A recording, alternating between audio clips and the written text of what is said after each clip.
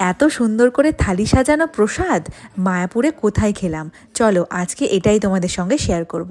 এটা হলো মায়াপুরের ইয়েশোদিয়ান ভবন, যেখানে আমরা রাতে প্রসাদ খেয়েছিলাম।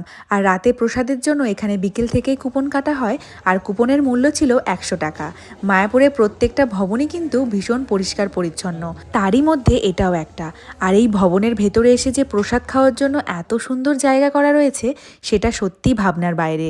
আর আমরা আমাদের জায়গায় গিয়ে বসতে না বসতেই চলে এলো আমাদের সুন্দর করে সাজানো প্রসাদের থালি।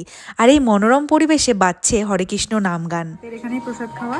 আর দেখো এখানে কি কি আছে, পাঁপড়, ভাত, মিষ্টি, এখানে আছে ঘুগনি, এখানে আর একটা সবজি, এখানে আছে ডাল, এটা আছে একটা বেগুনি, আর এখানে রয়েছে আলু ভাজা। বেশ সুন্দর করে সাজানো।